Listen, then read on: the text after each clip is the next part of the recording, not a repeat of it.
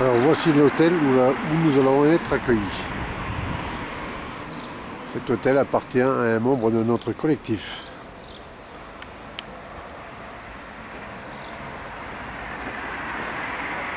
Bon, là, vous êtes une trentaine qui représente un peu le secteur concerné, qui a été particulièrement impacté, notamment par Creditum ou par Financière Autrement. J'en ai eu certains ou certaines d'entre vous au téléphone. Alors, je mettrai certainement tout à l'heure des noms sur les visages. On va faire une réunion qui va être une réunion un peu plénière ouverte, c'est-à-dire que chacun pourra se poser aussi des questions.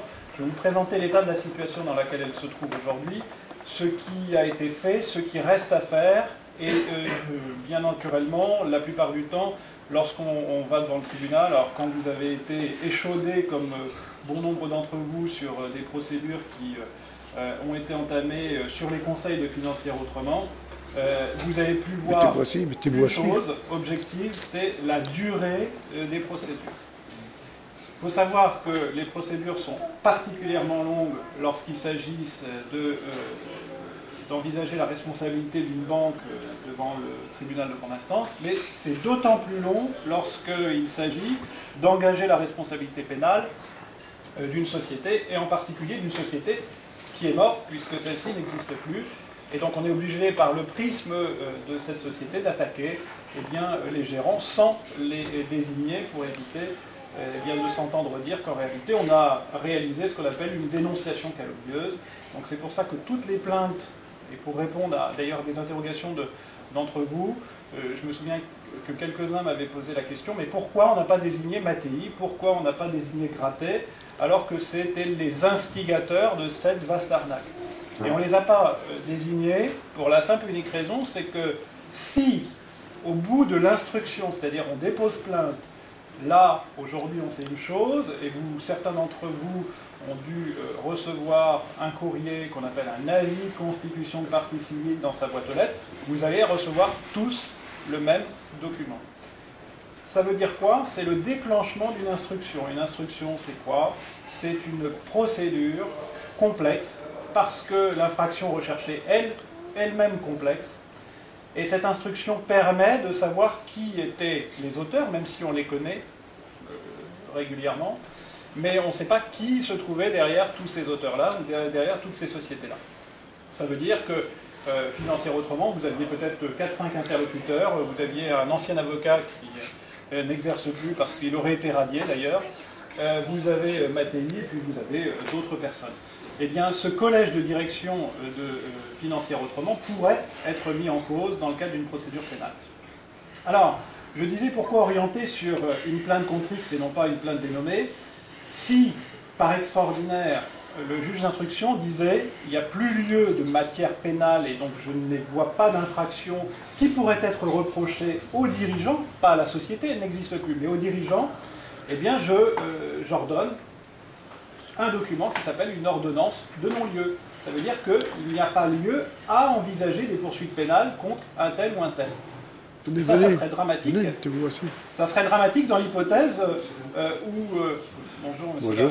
Bonjour. Pas grave, c'est pas grave. On vient de débuter. Madame, ça et ça serait dramatique si, dans l'hypothèse où on ait une ordonnance de non-lieu, le juge d'instruction, lorsqu'il rend ce document-là, pourrait inviter les protagonistes qui, en réalité, étaient des escrocs, à devenir elles-mêmes, ces personnes-là, les victimes d'une machination, si j'ose dire, judiciaire, où on essaie de les rattraper par le callback pour les faire payer parce que la société Financière Autrement vous a escroqué. Et au final, c'est un peu l'arroseur arrosé, parce que vous vous retrouvez dans une position d'anciennement victime qui devient une position de présumé coupable, parce que vous avez entendu réaliser une action contre des gens qui, en réalité, n'étaient cause de rien. Et là, il y a deux mécanismes qui peuvent vous rattraper. La dénonciation calomnieuse, qu'on entend très souvent parler, et puis un autre mécanisme qui est encore plus, je dirais, savoureux pour les pénalistes, et puis surtout plus inquiétant quand on est victime en premier chef, et ensuite, eh bien, je dirais, prévenu dans l'autre cadre, c'est la dénonciation téméraire. et la dénonciation téméraire, il n'y a pas besoin d'apporter la preuve de ce que les faits dénoncés étaient fautifs. Le seul élément de l'ordonnance de non-lieu suffit à considérer que les faits étaient non fautifs et qu'en l'occurrence, eh bien, la personne se retrouve là, je le disais, on inverse la vapeur, en tant qu'auteur désigné, devient victime et c'est vous qui passez à la moulinette de la justice. Ça ne veut pas dire pour autant que ce sera le cas, naturellement, mais pour sécuriser tout cela, le but d'une plainte pénale, c'est de dire contre X. Il n'y a pas d'auteur désigné. Contre X, et ça sera à l'enquête de désigner les véritables auteurs de l'infraction. C'est pas nous. On ne prend pas le chemin des enquêteurs en disant mais c'est un tel, c'est un tel, c'est un tel, c'est un tel, parce qu'ils étaient dans la société. Non, on dit on a été mis dans une spirale d'escroquerie. Cette spirale d'escroquerie, eh bien, d'une part, ça a fait qu'on nous a délesté d'un montant et d'une somme d'argent assez importante, et puis surtout, il y a une autre escroquerie, c'est l'escroquerie au code de la consommation dont vous avez été victime. Donc pour sécuriser tout, on a mis contre X. C'est pas parce qu'on ne voulait pas dénommer les véritables auteurs, mais c'est pour vous sécuriser derrière, pour qu'il n'y ait pas d'inversement de vapeur ensuite d'une procédure pénale. Alors vous l'aurez noté, on a engagé la procédure pénale au départ devant le procureur d'Avignon. Financière Autrement avait un siège social, et là toujours au demeurant, même si elle est liquidée, à Nanterre, un établissement secondaire à Avignon, dans la banlieue d'Avignon. L'établissement secondaire, en réalité, était le siège social, mais c'était beaucoup plus prestigieux de dire que le siège social était à Paris ou dans la banlieue parisienne, dans la noble banlieue parisienne, parce que c'est toujours mieux sur une carte de visite, et ça permet aussi de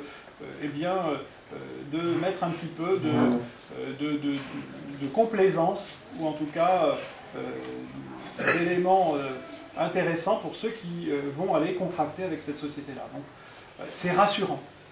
Et on a déposé une plainte, donc on a fait une plainte type que vous avez pu voir, qui reprend en réalité l'ensemble des infractions qui peuvent être reprochées à la Société Financière Autrement et à la Société Créditum Expertise. Parmi ces infractions reprochées, vous avez l'escroquerie. On vous présente quelque chose comme étant de béton, vous pouvez aller agir contre votre établissement bancaire, et ensuite, eh bien, le temps que tout cela se mette en route, vous organisez votre procédure judiciaire, le temps que les tribunaux délibèrent. Là, on a vu aussi que la Société Financière Autrement, au moins pour celle-ci, eh bien, commençait à dégringoler, parce que, très naturellement, c'était un peu une espèce de cavalerie, c'est-à-dire que l'ensemble des premières procédures entamées permettait de financer les secondes, lesquelles secondes, lorsqu'on recevait l'argent, permettaient de financer les troisièmes, etc. Et cette escroquerie, elle est véritable. C'est-à-dire que quand on vous a vendu ça, on vous a assuré que, un, c'était de l'or en barre parce que vous auriez eu gain de cause, et puis de deux, surtout, dans l'hypothèse où, de toute façon, vous n'auriez pas eu gain de cause, vous étiez assuré parce qu'il y avait une garantie de remboursement et une garantie de bonne fin. Garantie de remboursement parce que si, bonjour madame, en réalité vous perdiez, on vous remboursait l'ensemble des frais. Donc ça ne vous coûtait rien, c'était du bonus. Si vous deviez aller devant le tribunal, vous pouviez gagner. Si vous perdiez, vous saviez que derrière vous avez cette garantie de remboursement. Garantie de bonne fin aussi parce que qui se distingue un peu de la garantie de remboursement. Dans plusieurs dossiers, ce qui a d'ailleurs étonné la direction des fraudes, c'est dans l'hypothèse de Créditum Expertise, Créditum allait au-delà de son mandat. Créditum devait récupérer les dossiers, les envoyer ensuite à Financière Autrement. C'est pour ça qu'au tout départ, Créditum avait simplement un mandat pas de conseil, mais un mandat de récupération des dossiers pour les envoyer ensuite à Financière Autrement. Et pour en avoir discuté avec les enquêteurs de la DGCCRF, de la concurrence, de la consommation et de la répression des fraudes, ceux-ci étaient étonnés de ce que Créditum, après avoir été courtier en réalité, exercer une mission de courtier, exerçait une mission d'analyste.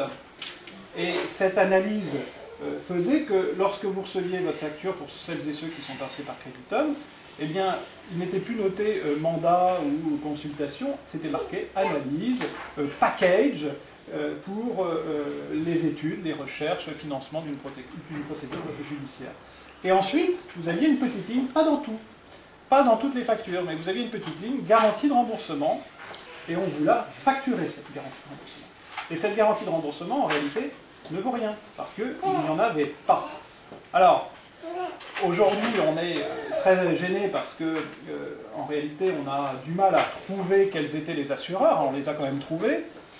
En tout cas, pour Creditum, c'est en cours, mais pour Financière Autrement, on les a trouvés. Vous avez deux types d'assurance pour Financière Autrement. Vous avez l'assurance mutuelle du Mans et vous avez une assurance contractée auprès des Lloyds, qui est une compagnie anglo-saxonne qui n'a pas de siège en France, mais qui a des courtiers, puisqu'un assureur étranger a le droit de pouvoir en France faire contracter des contrats d'assurance pourvu qu'il ait au moins un courtier sur le territoire national. Donc c'est le cas.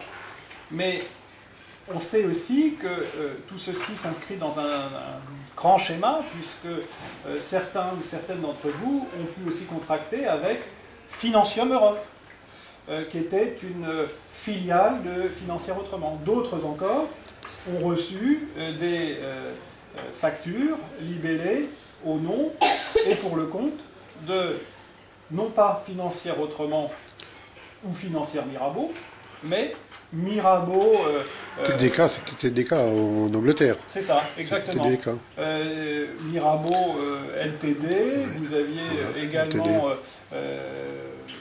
Autrement Capital LTD. Oui.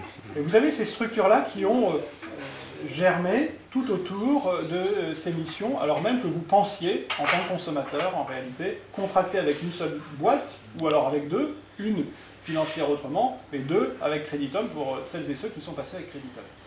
C'est pour ça que le montage qui a été choisi par ces personnes est un montage digne de ce qu'on appelle de l'escroquerie en col blanc, parce que vous avez un montage juridique qui est parfait dans l'absolu, avec des sociétés qui sont étanches entre elles, des sociétés d'ailleurs étrangères, une société à Genève, une société à Londres, une société ici à Avignon et Nanterre, donc ça noie parfaitement le poisson dans l'eau.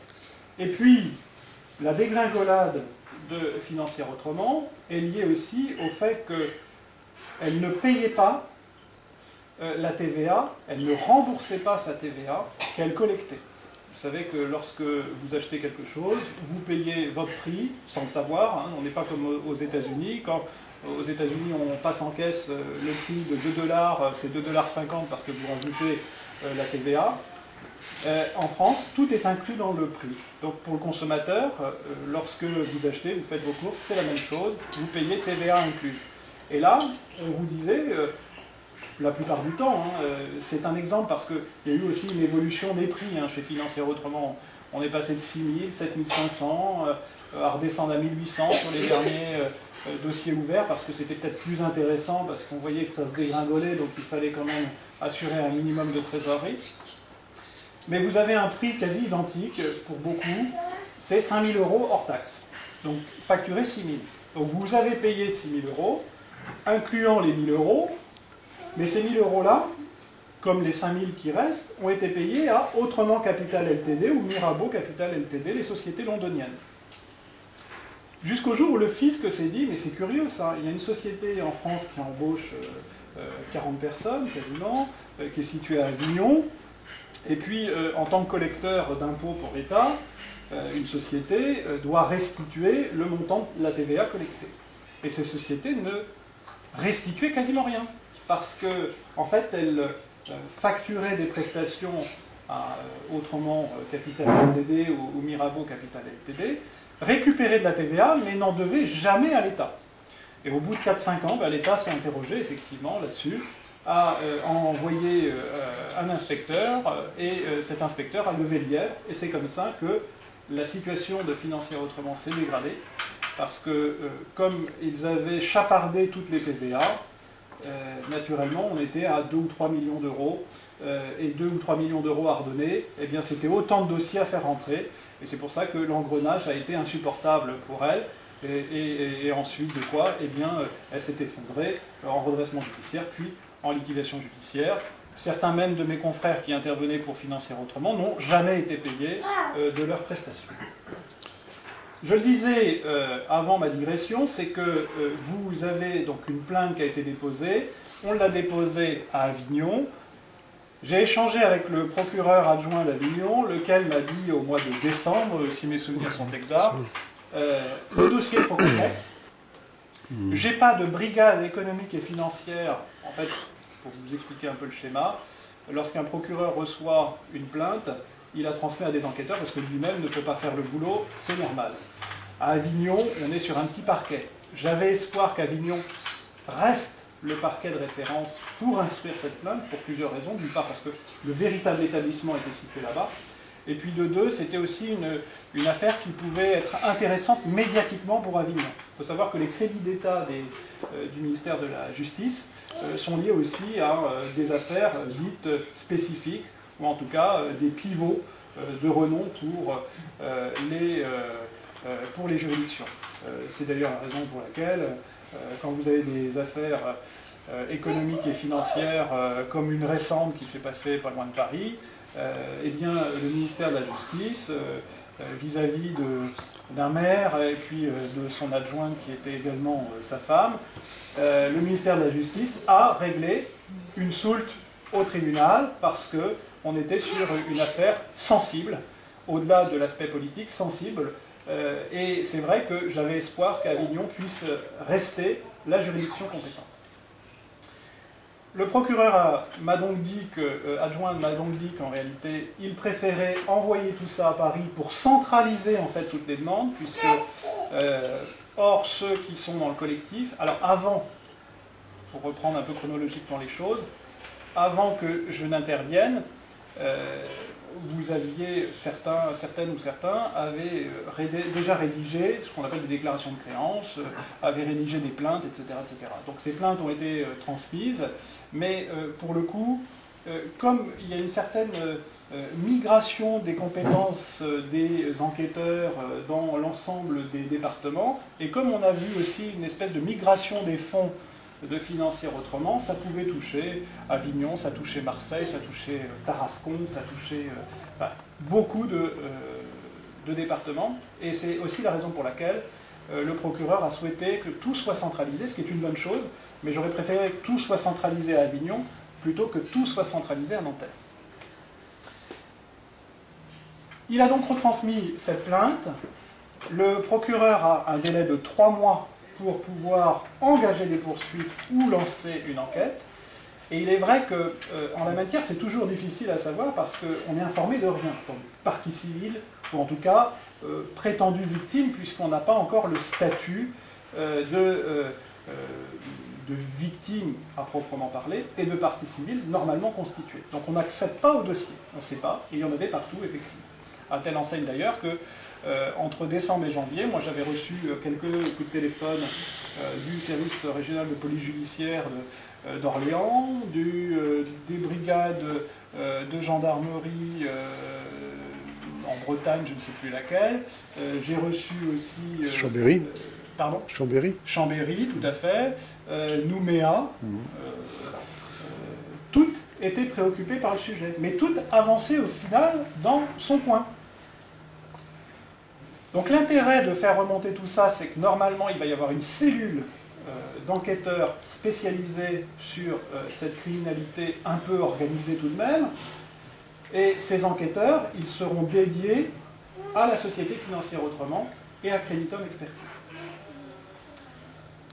Toujours est-il que, je vous le disais, il faut remonter tout cela.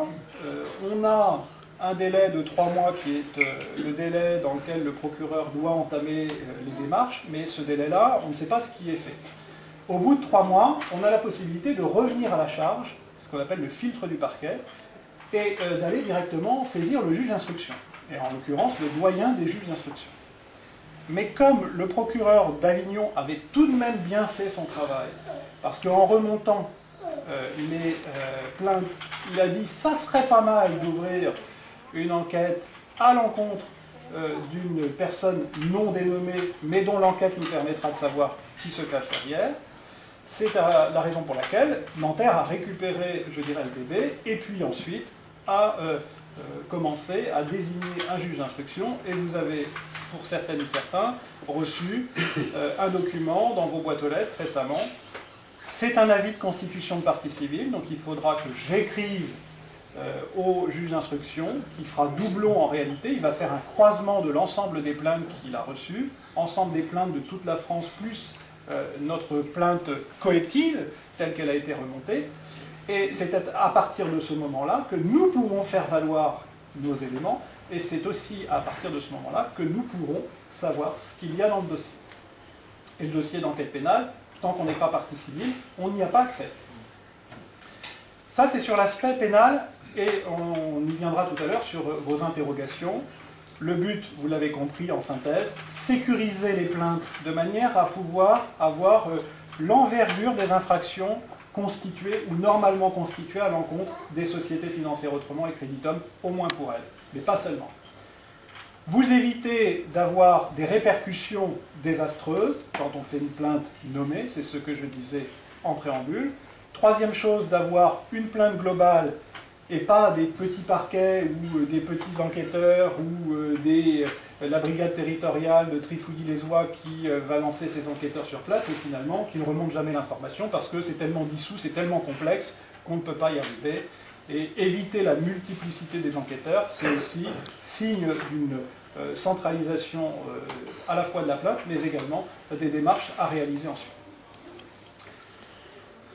Pour autant, à côté de cela, à côté de la plainte pénale, qui va demander du temps, parce qu'on est au tout début de l'instance. La plainte pénale, c'est le déclenchement de l'enquête pénale. Mais avant que la cellule d'enquêteurs soit réunie avec des enquêteurs de la police judiciaire et puis des enquêteurs qui sont les meilleurs limiers, qui sont ceux de la DGCCRF, donc la répression des fraudes, pour faire simple, eh bien, il va se passer un petit peu de temps. Mais, toutefois, je pense que dès le mois de juillet, on va avoir des retours de la part du juge d'instruction pour savoir où ça en est. Et moi, je me déplacerai naturellement au parquet de Nanterre et devant le juge d'instruction fin juin, début juillet, pour savoir où ça en est, et je ferai remonter l'information à Bernard, de manière à ce qu'il puisse éclater, si j'ose dire, cette information-là, auprès de toutes et tous du collectif. À côté de l'aspect pénal, il y a un autre aspect qu'il ne faut pas négliger, qui est l'aspect civil.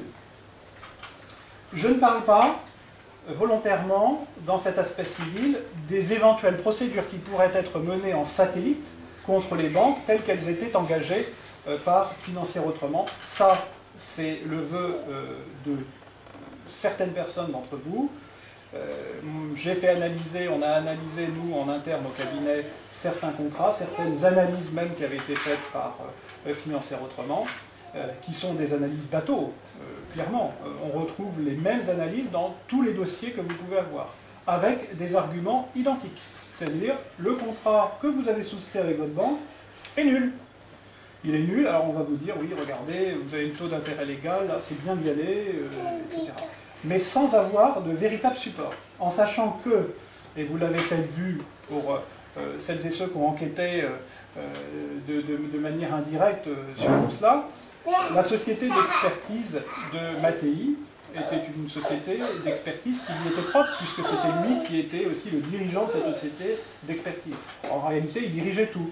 Donc il verrouillait, il cadenassait l'ensemble, et ça lui permettait eh bien, de ventiler les éventuelles actions en justice vers les sociétés qu'il souhaitait. Donc son package, tout l'argent que vous avez versé a été appréhendé directement ou indirectement par lui.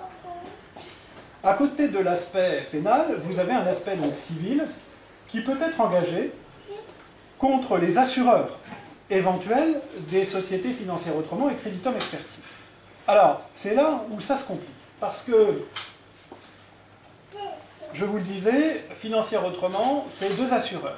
MMA, maintenant Covea, autrefois Covea, passé MMA, redevenu Covea, Et puis vous avez la compagnie londonienne Lloyds. Et on vous dit, parce qu'on n'a pas d'informations, quand aujourd'hui, par exemple, vous voulez faire des travaux chez vous, vous prenez un artisan, l'artisan est tenu dans son devis d'indiquer, de stipuler quelle est sa police d'assurance, souscrite auprès de Groupama, numéro de temps, couverture de l'assurance des garanties décennales, etc. Ça, c'est une obligation. Mais ça ne vaut que pour ce qu'on appelle les dispositions d'ordre public, c'est-à-dire l'assurance dite obligatoire. Financière autrement, il n'y avait pas d'assurance obligatoire. Ils n'avaient aucune obligation de contracter des assurances. Pour autant, ils vous l'indiquent dans les documents commerciaux, puisque c'est grâce à ça que vous avez souscrit d'ailleurs, ou à cause de ça, si on pouvait le dire autrement, que vous avez souscrit vos contrats avec ces sociétés-là. Parce que vous aviez la chance de vous dire que si vous perdiez, de toute façon, vous alliez être, dans tous les cas, indemnisé. On s'est rapproché des assurances MMA. J'ai envoyé 3 courriers recommandés, aucune réponse. Pas de réponse de dire ils ne sont pas assurés chez nous, les financiers autrement, on ne les connaît pas, ils ne sont pas assurés chez nous. Non, non, pas de réponse. On ne nous dit rien. La même démarche a été initiée, alors auprès de la Lloyds c'était un peu compliqué parce que autant pour les mutuelles du Mans, on avait dans les lettres de mission financière autrement, si vous vous en souvenez, sur le contrat, la dernière page ou l'avant-dernière page, vous aviez la police d'assurance souscrite. Donc on avait le numéro de police, ce qui est toujours plus agréable, parce qu'autrement vous avez l'assureur qui vous dit « Ah non, non, non, moi j'assure personne », et puis c'est aux bénéficiaires, donc à vous en réalité, de démontrer qu'une société est bien assurée auprès de telle ou telle compagnie notoirement sauvage. Et si vous n'avez pas ça, si vous n'avez pas le numéro de police d'assurance, vous ne pouvez rien faire. J'ai donc écrit, là aussi à plusieurs reprises, 3 fois aussi, au mandataire judiciaire qui ne répond pas, pour celles et ceux qui ont déposé, avant que je les dépose, des déclarations de créance, Maître Basse ne répond jamais. Mais c'est commun à tous les administrateurs judiciaires. Donc, pas plus lui qu'un autre. Ceci étant dit, j'ai eu quand même une clerc de son étude, laquelle m'a dit « Oh là là, c'est un dossier dans lequel on a tellement de déclarations de créances, vous n'imaginez pas tout ce qu'il faudrait faire, alors même que ce dossier est impécunieux. » Ça veut dire qu'il n'y a rien derrière, parce que tout a été appréhendé, je pense, ça ne l'a pas dit, mais c'est mon petit doigt qui le pense, tout a été appréhendé par l'État, au titre notamment des recouvrements fiscaux liés à la TVA détournée. Et j'ai dit à cette clerc, mais ça serait quand même pas mal, parce que moi je pourrais bénéficier d'une assurance, je voudrais avoir communication des polices d'assurance au titre de la garantie de remboursement qui aurait été souscrite auprès de la Lloyds. J'attends toujours la réponse. Je n'ai rien reçu. J'ai préparé une assignation à l'encontre de MMA devant le tribunal de grande instance du Mans. Je pensais avoir la réponse aujourd'hui, mais entre les protections juridiques des uns et des autres, qui des fois traînent les pieds pour agir. Parce qu'au départ, pour vous dire les choses très simplement, vos protections juridiques qui avaient été souscrites par l'intermédiaire de Financière Autrement, c'est la plupart du temps, ces protections juridiques étaient censées vous couvrir de tous les risques juridiques que vous pourriez avoir, notamment en matière de consommation, en matière de travail, en matière d'administration, etc., etc. Quand on a mis en œuvre les garanties, donc j'ai écrit à peu près le même modèle à chacune des protections juridiques, disant monsieur et madame un tel ou monsieur un tel ou madame un tel sont assurés auprès de vous en qualité de souscripteurs de protection juridique. Ils connaissent actuellement un litige relevant du Code de la consommation à propos de prestations de services qui n'ont pas été honorées ou qui ont été défaillantes pour telle et telle raison. Je vous demande de bien vouloir mobiliser l'assurance pour eux et me confier le dossier. Sur l'ensemble, là, on a AXA, Aviva, Groupama, c'est à peu près tout. Ouais. Les autres, il y en a encore une plus. Generali. Generali, puis il y a CM. Et Allianz, oui, voilà. Les 5, Generali et Allianz. Allianz, pas de difficulté. Allianz a couvert aussitôt en disant « Ok, on veut bien ». AXA, les premiers dossiers que j'ai ouverts, Je pense qu'ensuite, à mon avis, ils ont dû avoir le responsable de réseau qui a dit 5, 6 dossiers, 7 dossiers, pourquoi pas, mais une centaine, ça va faire cher. Donc, AXA a traîné les pattes, puisqu'au départ, pour celles et ceux qui n'avaient pas fait de déclaration de créance, j'ai fait ce qu'on appelle une requête en relevé de forclusion devant le tribunal de commerce de Nanterre. Requête en relevé de forclusion qui était là pour démontrer notre recevabilité ensuite, dans le cadre d'une procédure pénale, à agir parce qu'on avait perdu une certaine somme d'argent. AXA m'a dit, je ne prends pas les requêtes en relevé de forclusion, alors même que peut-être les 10 premiers dossiers, elle prenait. L'équité, Generali, c'est pire que tout. La réponse, je pense qu'ils avaient aussi dicté, appuyé sur la touche F10, c'était la même. C'est on ne prendra pas en charge parce que c'est pas couvert, c'est pas couvert, c'est pas couvert. Alors, j'ai contesté non-couverture, il y en a encore quelques-unes à nouveau à contester. Groupama. Alors, vous avez deux types de Groupama. Vous avez Groupama Paris et vous avez Groupama Bretagne. Alors, pourtant, les Bretons, les Portugiens sont assez chauvins, pour autant, ils interviennent. Et dans les derniers, ceux qui avaient une assurance Groupama, mais souscrite avec eh bien, la Bretagne, en réalité, ça couvre. Par contre, les autres, la SA Groupama de Paris, elle dit, dans la mesure où votre dossier relève d'une difficulté avec une société qui a fondu les plombs, grosso modo, je vous fais ça en synthèse, on ne garantit rien. Donc il nous faut contester ces refus de garantie de Groupama. Et tout ça, ça prend effectivement du temps pour sécuriser derrière aussi nos engagements. Et puis, vous avez, alors j'ai dit Groupama, Alliance, Aviva, merci. Et Aviva, elle garantit. Oui. Pas trop de difficultés, il faut simplement leur fournir les documents. Alors, sur l'ensemble, on est à peu près à 450 membres, hein, 420, 450. J'ai dû faire 300 déclarations de sinistres, beaucoup en ont fait aussi de leur côté, ce qui a allégé aussi, même si c'est une histoire de 2 clics, il n'empêche que 2 clics multipliés par 400, ça fait beaucoup de temps à passer. Donc on attend l'ensemble des protections juridiques, et ça met effectivement du temps. Je ne vous cache pas que sur Groupama, je vais le conseiller à l'ensemble des personnes qui détiennent des contrats auprès d'eux, mais on va les assigner devant la juridiction pour qu'ils payent. Parce que leur attitude n'est pas régulière. Elle est même illégale. Ils vous garantissent sur un contrat qui mentionnait spécialement que le droit de la consommation était couvert. Ils ne peuvent pas se réfugier sur le fait de l'insolvabilité d'une entreprise. Ils n'ont rien compris. Parce que ce qu'on attaque, ce n'est pas l'entreprise en tant que telle, financière autrement. C'est ceux qui se cachent derrière. Et c'est là la nécessité d'avoir une mobilisation d'une protection juridique. Donc, on va s'en charger dans les semaines à venir. Je reviens sur les assurances. J'ai donc rédigé une assignation contre les mutuelles du Mans devant le TGI en référé du Mans, pour obtenir les attestations d'assurance, mais pas seulement, naturellement, les garanties, pour savoir si réellement on est recevable à aller agir contre les mutuelles du Mans, au fond, parce qu'ils étaient liés à une garantie de remboursement.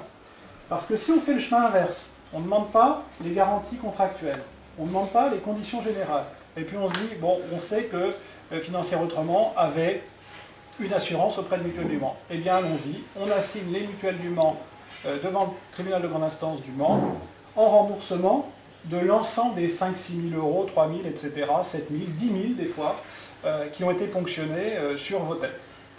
Là, l'assurance va me dire, écoutez, prouvez que vous avez un contrat avec nous. Vous n'en avez pas, et bien dans ces cas-là, vous êtes redevable, vous, d'une indemnité de procédure, au titre de l'article 700, ce qu'on appelle les frais communément irrépétibles, les frais de justice de l'adversaire. Et c'est encore une douche froide pour vous, parce qu'au-delà d'avoir perdu dans le cadre de contentieux bancaires, vous avez perdu votre argent sur Financière Autrement, et ensuite vous perdez votre argent pour attaquer une assurance qui en réalité n'a jamais assuré le risque qui était évoqué par Financière Autrement. Donc c'est pour ça qu'il faut faire le respect, je dirais, du maillon judiciaire, c'est-à-dire aller en référé, demander la communication des conditions générales, les analyser, est-ce qu'elles rentrent ou pas, on le verra. Ils ne nous donnent pas, ils ne communiquent pas spontanément les conclusions et puis surtout leurs conditions générales. On est obligé de faire ce chemin-là. Pour la Lloyds, ça va être un peu plus compliqué. Parce que Lloyds, je le disais, société anglaise, basée à Londres, si on est obligé de la signer, il faut qu'on fasse traduire l'assignation en anglais par un interprète, par un traducteur assermenté, et il gagne 2 mois de plus. Alors vous direz, sur la totalité du temps, c'est peu, 2 mois. Mais on ne sait pas si c'est Lloyds Londres qui assurait ou si c'est Lloyds courtier, Monsieur Martin, domicilié, dont le siège social est situé à Libourne, qui était en réalité l'assureur direct. Donc ça, on est obligé d'avoir des renseignements de la part de Bass, du mandataire. Si Bass ne nous répond pas, parce que vous avez un autre mandataire qui s'appelle Bess, mais c'est pour ça que je ferai certainement des fois la confusion. Si Bass ne répond pas, on peut agir devant le tribunal de commerce, cette fois, en demandant au tribunal de commerce qu'il enjoigne Maître Bass de nous donner la communication des polices d'assurance de la Lloyds. C'est très certainement ce qui se sera fait dans quelques semaines pour nous permettre ensuite, éventuellement, d'agir contre la compagnie non donnée. Vous l'avez compris, là aussi, ça demande du temps. Ça va être très long, ça va être épuisant. Il n'y a rien de garanti, c'est-à-dire que la procédure pénale, alors je vais parler de la procédure civile d'abord, mais la procédure civile, si il n'y avait pas de garantie de remboursement, et on en a besoin aussi pour le démontrer. C'est-à-dire que ce n'est pas un acte farfelu, d'une part si les assurances MMA ou Lloyds étaient vraiment les garantes de la société financière autrement, ben on n'aura pas fait ce chemin pour là, c'est-à-dire pour rien, elles devront payer les sommes que vous avez données à tort. Après, il y a des mécanismes de franchise et de plafond, on ne les connaît pas. Vous cassez la vitre sans faire exprès de votre véranda, vous faites une déclaration à l'assureur va vous demander une justification, notamment le devis du remplacement de cette vitre-là. Il y en a pour 1 500 €, par exemple. Vous avez une franchise de 150, ben vous serez remboursé 1 500 moins 150, 1 350 €. Là, ça sera le même principe, si on arrive à obtenir de l'argent des assurances. Et puis, il y a souvent des plafonds. C'est-à-dire que ceux qui seront les premiers à demander, alors les plafonds, ils étaient notés, mais est-ce qu'ils ne sont pas truqués? On peut tout attendre de la société financière autrement. Dans le contrat de mission, vous avez les plafonds qui sont indiqués de quelques millions d'euros. Est-ce qu'ils sont atteints? Est-ce qu'ils ne sont pas atteints? Je ne pense pas. Mais l'intérêt d'un collectif aussi, c'est de faire remonter cette demande-là, collective, pour qu'on soit servi, c'est triste à dire, on aura un comportement aussi un peu individualiste, mais qu'on soit servi en premier sur les montants qui seraient alloués par les assureurs. Cette procédure civile, elle est d'autant plus importante que si, et c'est ce que je pense, si on nous démontre qu'il n'y a en réalité aucune assurance, c'est-à-dire que la garantie de remboursement sur laquelle vous vous êtes engagé avec Financière Autrement, c'est de la tromperie. C'est totalement faux. Donc, c'est du faux, c'est de la publicité mensongère ou trompeuse de nature à induire en erreur le consommateur, et puis c'est une véritable escroquerie. Et ça, on en a besoin pour la démonstration qu'il y aura à faire dans la procédure pénale. Parce que, et j'ai pu l'expliquer à certaines ou certains d'entre vous, en arrivant sur une procédure pénale, dans l'hypothèse où il est retenu une escroquerie, vous avez une possibilité qui est offerte à tout citoyen français de saisir ensuite ce qu'on appelle le SARVI ou la CIVI. Mais pour cela, il faut avoir une instance pénale, donc un jugement pénal, qui va condamner des auteurs, soit la société directement, soit naturellement les personnes physiques, pour escroquerie, pour publicité trompeuse, de nature à induire en erreur le consommateur, ou d'autres qualifications. Mais il ne faut pas que ce soit trop large. Parce que, par exemple, le délai de réflexion ou le délai de rétractation, c'est un élément que j'avais noté dans la plainte. C'est une infraction qui peut être reprochée facilement à Financière Autrement, mais vous aurez une belle décision, un beau jugement, mais vous ne pourrez rien en faire si derrière, ils ne sont pas solvables. alors que la démonstration d'une publicité de nature à induire en erreur le consommateur, qui s'apparente à une escroquerie ou à un abus de confiance dans l'ordre du droit de la consommation. Et bien grâce à cela, vous pouvez saisir le SERVI ou la CIVI. Le SERVI, c'est le service d'aide au recouvrement des victimes d'infractions. Vous êtes victime d'une infraction, vous pouvez saisir ce service-là qui est un service d'État, qui est en fait payé par, pour la petite histoire, par vos assurances. Effectivement, vous payez votre assurance habitation, automobile, vous avez une petite ligne qui est notée fonds de garantie. Et ce fonds de garantie, vous y contribuez. Alors il a drôlement augmenté depuis quelques temps. Pourquoi? Du fait des attentats. Et dans le même temps, le SERVI ou la CIVI, qui est la commission d'indemnisation des victimes d'infractions, l'incidence c'est quoi? C'est que le SERVI est compétent jusqu'à une somme de 3 750 €.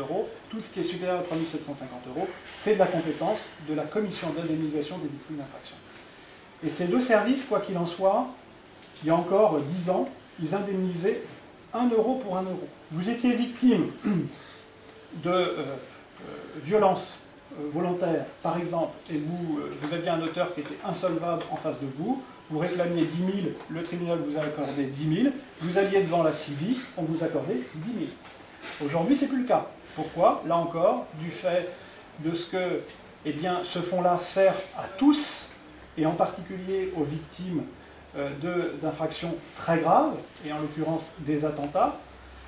Et comme il a été mis à rude épreuve depuis plusieurs mois déjà, eh bien, on n'indemnise plus 100%, on indemnise 60, 50%, 70% en fonction des cas. Donc il faudra faire effectivement attention à ce cas-là, mais dans la mesure où on avance en collectif, l'avantage que l'on a, c'est cette pression du mouvement, de la masse que l'on peut représenter pour appuyer nos efforts et obtenir le maximum. Voilà un peu en synthèse juridique ou non juridique ce qui est entamé aujourd'hui. Et je vous dis, la procédure va être effectivement longue, on va pousser à la roue, et en étant emmené à Nanterre, Nanterre c'est le premier parquet de France, c'est le premier pôle d'instruction de France, mais c'est aussi celui qui est le plus engorgé, où les délais d'instruction sont équivalents à un délai de procédure que vous pouvez avoir contre une banque, c'est-à-dire à peu près 2 ans et demi, 3 ans. Ça ne veut pas dire pour autant que pendant 2 ans et demi, 3 ans, il ne va rien se passer. Naturellement, il va se passer des choses. Et on va prendre aussi des mécanismes de garantie lorsqu'on aura avancé dans le cadre de l'instruction. Les mécanismes de garantie, c'est quoi? Je vous disais, il y a le fonds de garantie, mais le fonds de garantie, lui, il intervient vraiment en dernière œuvre, en dernière épreuve, lorsqu'on ne peut pas mettre en œuvre l'exécution d'une décision de justice pénale à l'encontre de dirigeants. Pour faire simple, un des responsables de Financière Autrement est traîné jusqu'à l'instruction. Il est démontré qu'il y a de réels soupçons contre lui. Eh bien, on a la possibilité, quand on a ce document-là, de prendre ce qu'on appelle des mesures conservatoires, c'est-à-dire de faire des recherches pour savoir si cette personne est titulaire de biens immobiliers. Et il en a, M. Mattei, puisque la plupart ont été mis sous sauvegarde de justice par le Trésor, l'administration fiscale, parce que naturellement, il y a des détournements très importants. Mais ça va nous servir, l'administration peut passer en priorité, naturellement, comme à chaque fois.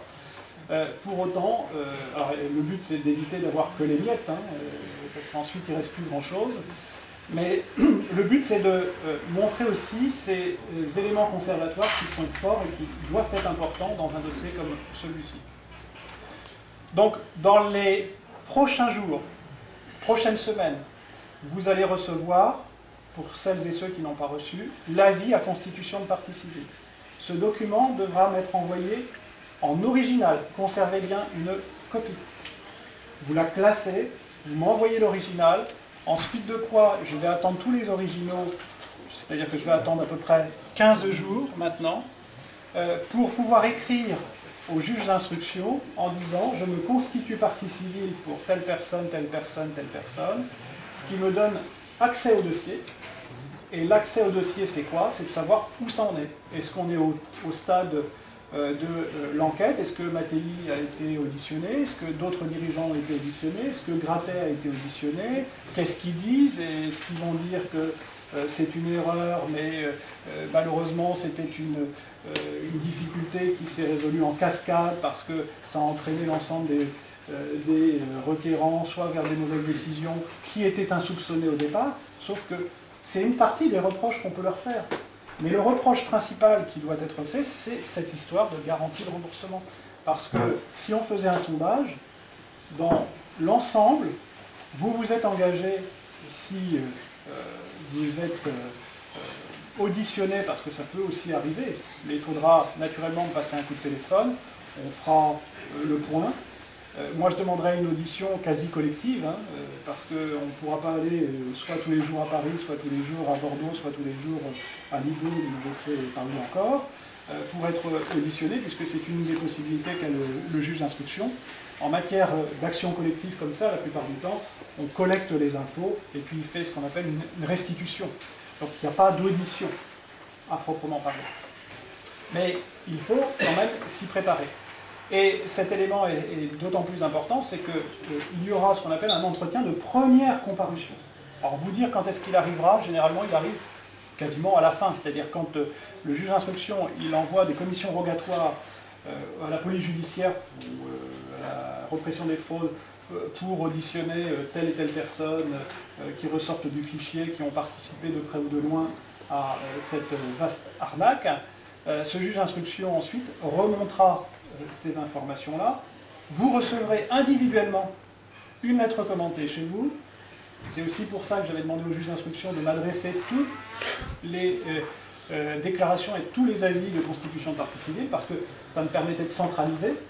On nous a demandé de centraliser nos plaintes, et finalement, ensuite, eh bien, c'est l'éclatement, ça ne respecte pas la contre-marche. C'est-à-dire que j'aurais apprécié, moi, dans le cas qui me concerne, que le juge d'instruction de Nanterre soit désigné très bien, pourquoi pas, même si ce qui me fait peur, c'est la durée de la procédure, mais le cas échéant, pourquoi pas. Mais dans le même temps, c'est de faciliter aussi cette communication avec mon cabinet pour recevoir l'ensemble des avis de constitution de partie civile, de manière à ce que je n'ai pas à les réclamer aux différentes personnes, ou que j'en oublie une ou deux dans la procédure. Parce que toutes celles qui sont oubliées, à ce stade-là, c'est encore un peu tôt, mais si c'est à la fin de la procédure, on ne peut pas avoir accès au dossier pour elles. Et les enquêteurs sont un peu pris au piège aussi, parce qu'ils ne peuvent interroger les dirigeants, les anciens dirigeants de Financière Autrement et de Créditum Expertise que dans l'hypothèse où ils sont saisis des faits concernant monsieur et madame Dupont, monsieur Martin, etc. Donc ça, c'est très important. Donc il va falloir asseoir notre argumentation lorsque on aura cet entretien de première comparution pour dire et repréciser le cadre de notre mission et pourquoi nous avons été, le cas échéant, démarchés, comment nous avons été démarchés, ce que l'on a réglé, etc. Donc il va y avoir un tableau qui sera fait, un peu comme les tableaux que Bernard avait réalisés, un tableau avec le nom des personnes, la date du contrat, le montant donné, est-ce que tout a été libéré ou pas, et vous aurez ensuite l'ensemble des préjudices qui seront mentionnés au tableau. Voilà un peu en synthèse, c'est beaucoup d'informations que je vous livre, mais c'est autant important dans la suite des événements à propos de votre engagement auprès du collectif, pour savoir où on en est, pour savoir ce qui se fera, et pour savoir aussi où on met les pieds. Le but, et je le répète, c'est de sécuriser tout ça, pour vous éviter d'avoir à nouveau à vous expliquer sur une procédure judiciaire que vous avez entamée.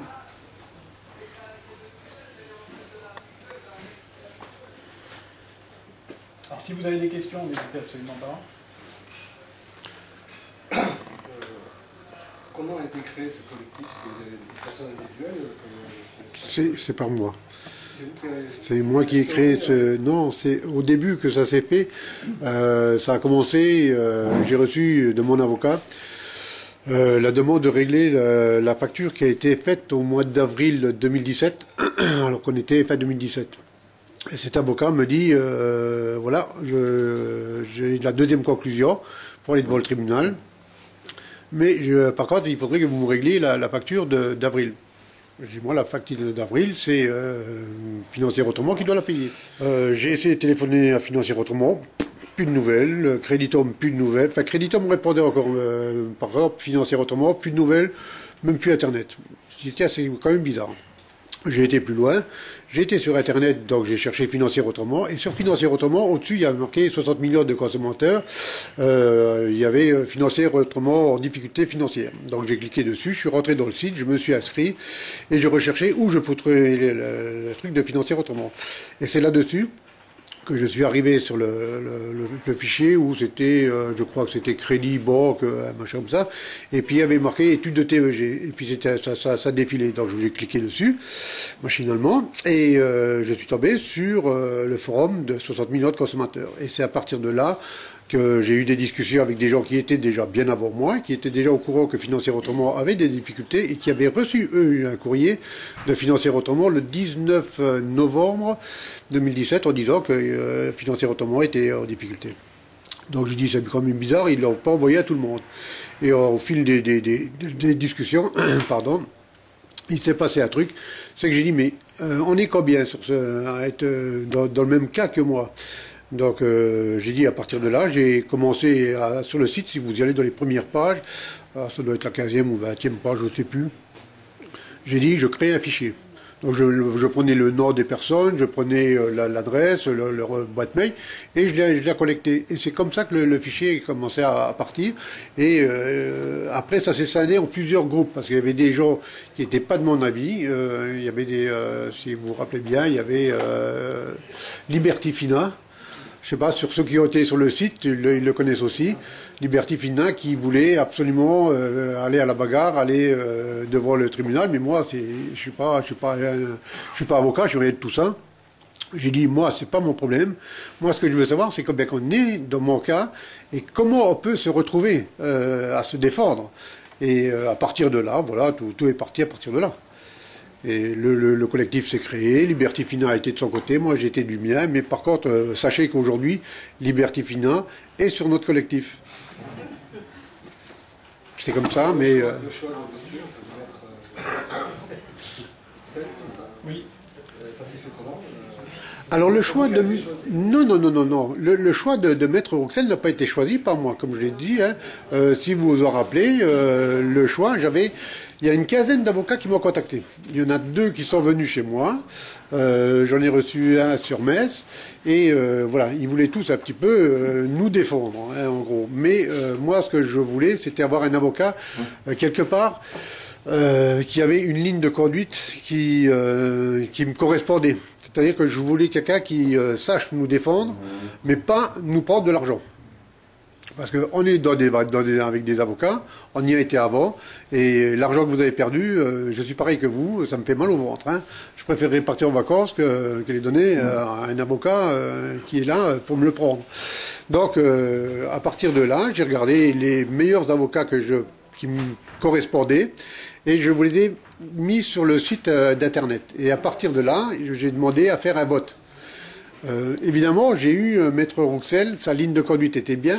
Il y avait un deuxième avocat qui me plaisait, qui était dans la même lignée que Maître Rouxel,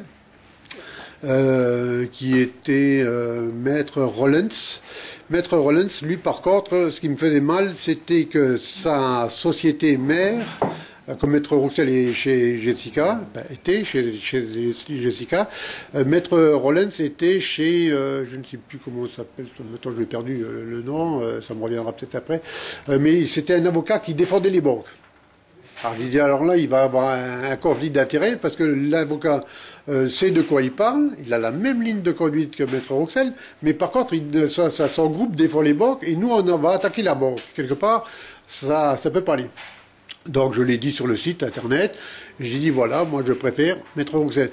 Il y avait Maître Bertrand de Coffredant, lui qui avait déjà le groupe Humania. Humania, c'est exactement la même chose que Financière Autrement. C'est-à-dire que les deux compères, les deux gérants de ces sociétés-là, c'était 2 amis. Ils avaient créé la société en même temps, et en même temps, Humania a déposé le bilan un petit peu avant. Mais par contre, chez eux, il n'y a pas eu de collectif de montée. Ils sont revenus vers moi bien souvent pour me demander comment j'avais fait.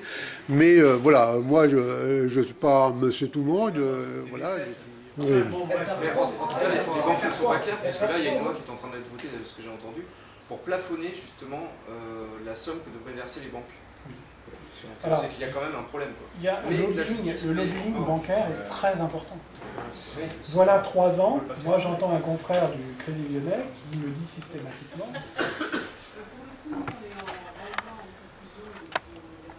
c'est mettre au sang par le biais de mettre au frais légèrement qui sont négociés. Et si on se désiste, comment ça se passe? il faut écrire à l'avocat D'accord. en disant, compte tenu de l'état actuel de la jurisprudence sur laquelle vous auriez peut-être dû m'alerter, je considère que ça vous permet de prendre aussi une certaine assise, c'est-à-dire de le mettre un peu en cause, c'est comme ça qu'il le lira. Je souhaiterais, ou nous souhaiterions, nous désister de l'instance sans frais. Précisez bien sans frais. Parce qu'un désistement d'instance n'est parfait, c'est-à-dire qu'il est régulier, que lorsque les parties sont d'accord. Les parties, c'est vous, mais c'est aussi votre banque. Si la banque dit « mais moi je ne suis pas d'accord », parce que ça arrive à certains, même les meilleurs. Si la cour- Merci. À qui vous pensez? si À moi. la juridiction peut dire, eh bien vous désistez, c'est à demi-mot, vous reconnaissez que ce n'était pas fondé, condamnation, 1000 € d'article 700. Donc il faut bien le préciser, pour le cas échéant ensuite mettre en cause le conseil qui était le vôtre. C'est important. Et parce que du coup, la protection juridique, Elle ne prend pas en Ah charge. non, non, ça. mais elle ne va pas revenir vers nous du fait qu'on est... Non. Non. C'est une volonté. Non. À partir du seul moment, la protection juridique va régler à partir du seul moment de l'engagement de la procédure. Et donc moi j'ai été jusqu'à procédure amiable terminée et j'ai fait le courrier à Groupama pour la demande de prise en charge. Donc moi ça s'est arrêté là, j'ai signé en avril 2016 avec Creditum Expertise et un petit peu dégoûté par tout ça, j'ai résigné ma protection juridique. D'accord. Grosse erreur. Alors, grosse erreur, encore une réponse de Normand. Oui, parce que vous n'êtes pas couverte, effectivement, pour la procédure, mais ne vous inquiétez pas, parce que Groupama ne couvre pas. Donc il faudra de toute façon qu'on les attaque. Mais il faut savoir aussi que c'est pas parce que... Relevé en conclusion. Donc après, vous prenez le relais, vous Oui. faites quelque chose. Oui. Parce que donc moi j'ai terminé la période amiable avec la banque et j'étais arrivée donc au courrier pour la demande de prise en charge par la protection juridique.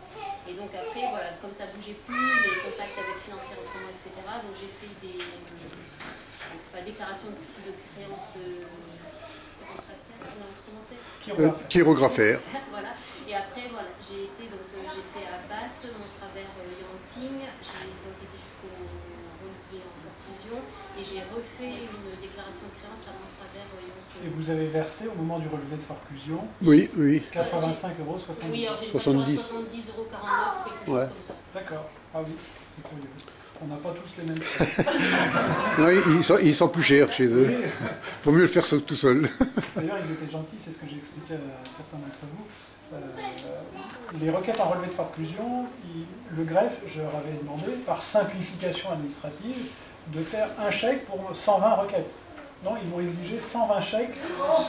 Alors j'ai mis à contribution mon épouse, qui a fait les chèques pendant 3 ou 4 jours avant l'audience. Et on avait réalisé des sous-cotes et on a donné toutes les sous-cotes au tribunal de commerce. Ils n'ont même pas regardé. Et alors ce qui était en plus très cocasse, c'est que une semaine après, 2 semaines, je reçois une facture, mais une seule facture pour les 120.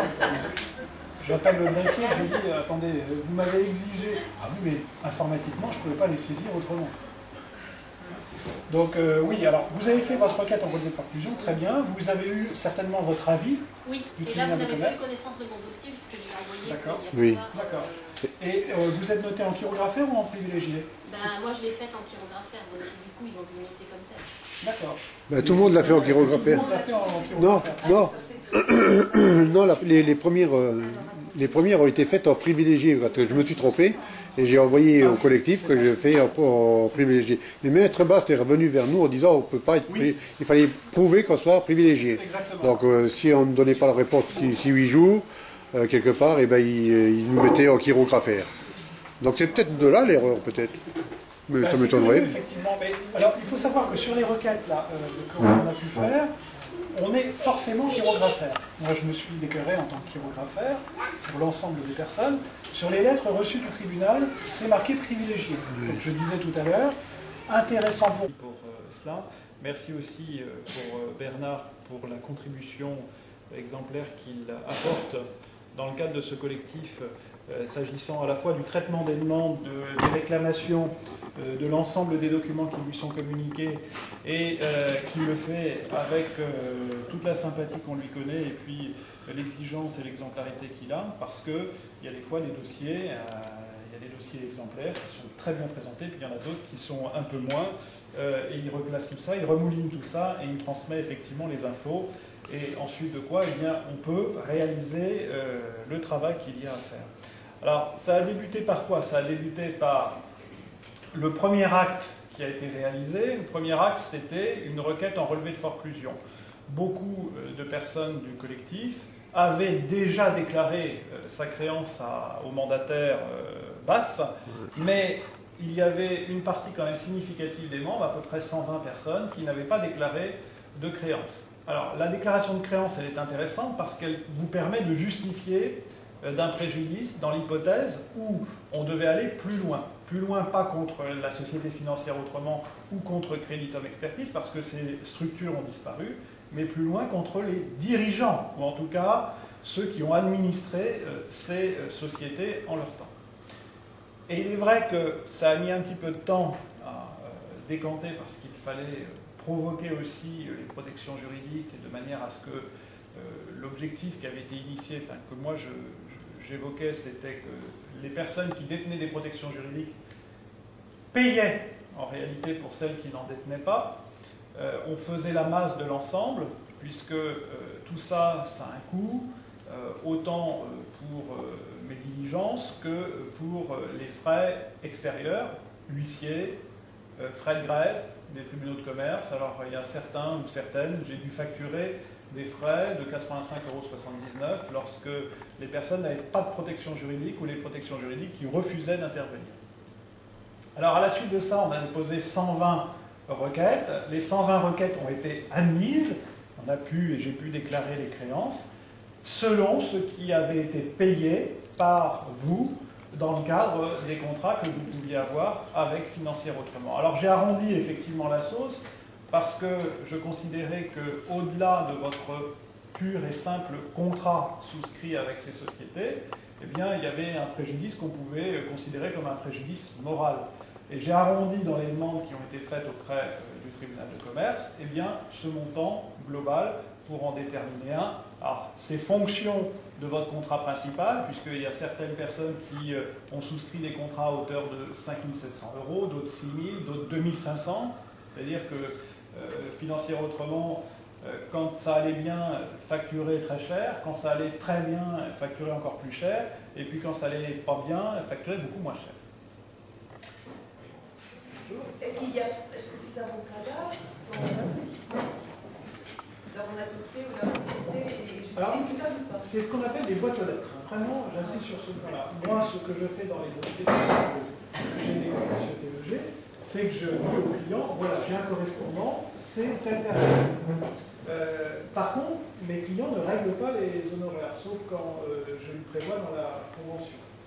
Pendant très longtemps, je disais, c'est forfaitaire, je paye avec ce que je peux financer. Dans ma situation, je vais donner mon propre exemple, peut-être où je suis passé par Creditum Expertise, comme ici, mais rien n'a été fait.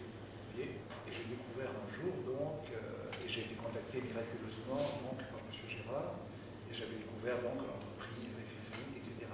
Les délais de 5 ans commencent quand? À partir du moment de mon chèque financier autrement. Alors, vous voulez dire, délai de 5 ans pour agir contre la banque? Voilà, c'est ça. Délai d'action contre la banque, c'est à partir du jour où vous auriez dû avoir connaissance de l'erreur de votre taux contenu dans l'offre de prêt. Donc soit c'est 5 ans à compter de votre offre de prêt. Si par contre ça ne se voit pas à la lecture de votre offre de prêt, c'est 5 ans à compter du jour où vous avez pu diagnostiquer l'erreur. Mais le Creditum Expertise m'a informé, disons. De ce qu'il y aurait eu une erreur. Ça, oui. Vous pouvez commencer là. Oui. Mais retenez une chose, c'est que les expertises faites par Creditum ou par Financière Autrement ne valent rien. Et que si vous vous lancez dans une procédure judiciaire avec une expertise comme celle-ci, ou si vous continuez votre procédure judiciaire avec une expertise comme celle-ci, c'est clair que vous allez au casse-pied. Les 5 ans, donc En plus, vous avez 5 ans d'économie. C'est à Bayonne, c'est Bayonne. je crois comme c'était faux. Bon, voilà. Si c'est Bayonne, la réponse c'est ça. On l'a compris. Bayonne, vous n'avez pas en béton, et que vous avez les 5 ans en plus, alors là vous avez gagné parce que c'est une interprétation du jurisprudence. Je suis d'accord. Alors attention, on en rentre encore dans un... Et puis après, il y a des subtilités. C'est-à-dire que l'erreur doit être sur... En France, comme ils avaient les banques en Angleterre, pour ça, ils n'ont pas touché les malades. J'ai pas l'impression. En tout cas, on n'a pas de remontée sur ce niveau-là. Ils ont peut-être le problème. Dans notre pays, est-ce qu'ils n'ont pas Alors, il faut savoir que les escroqueries à col blanc comme celle-ci, généralement, elles contaminent les États. Moi, j'en ai une actuelle. C'est World Global Energy qui fournissait des panneaux solaires au prétexte qu'il y avait 8% de rendement. Vous achetiez un panneau solaire de 1500 $, et puis vous achetiez 10 ou 20, j'ai même des clients qui ont acheté 120 panneaux solaires. Alors, côté presse et médias, nous sommes intervenus avec Bernard, avec beaucoup de mal, en sachant que, pour vous resituer un peu le cadre, selon certains, on serait 1000 personnes ou 2000 concernées. Humania, il y en aurait 3 fois plus. Pour autant, Humania, vous tapez Humania Consultant, vous aurez quelques articles, mais des articles récents, sur quelques moteurs de recherche que ce soit, vous n'en aurez pas. Parce qu'Humania, c'est comme si ça faisait flop. On en discutait avec Bernard justement ce midi. On a même l'impression, enfin moi j'ai eu une information de ce qu'il n'y avait même pas eu de plainte contre la société Humania Consultant, mais qui agissait et qui sévissait de la même manière que Financière Autrement. Après, côté médias, on est intervenu effectivement avec Bernard. Bernard a commencé par le journal du dimanche et le particulier. Le premier, ça a été 60 millions de consommateurs, le premier. Et après, ça a été le journal L'Est républicain qui est chez moi. Et ensuite, il y en a eu une flopée. Il y a eu Paris, le JDD, il y a eu Ouest France dernièrement, il y a eu le journal du Nord, il y en a eu plein. Mais tous ces journaux-là, vous les retrouvez sur le site. Hein, il y a eu France 2 maintenant, voilà. Et puis M6. M6, ça c'est du télévisé, et c'est ce qu'on recherche le plus, c'est le télévisé, parce que le télévisé, ça impacte beaucoup plus de personnes maintenant. Maître Roxel, lui, il a été contacté par M6 pour la zone interdite. Alors là, ça ira plus loin, mais là aussi, on a besoin ils vont faire des reportages, mais on a besoin de personnes qui ont des dossiers à faire presque émouvoir la France. Parce que ces gens-là, ils recherchent quoi? Du sensationnel. Plus c'est sensationnel, plus ça va impacter les gens. Eux, quelque part, ils sont complices indirectement. Si on pense à ce qu'il est passé quelquefois,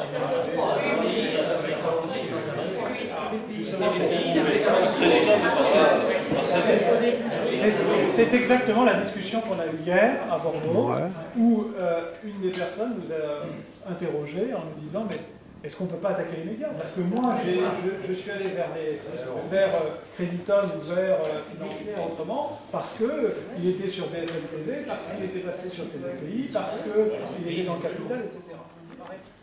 On a fait une enquête de ce monsieur pour savoir s'il était vrai, ce qu'il racontait ou pas. Alors aujourd'hui, madame, vous savez, sauf pour les professions réglementées, vous pouvez fonder votre société. Demain, vous pouvez aller au greffe. Monsieur Bass, qui sait qu'il y a 10 000 personnes qui sont dans ce cas-là.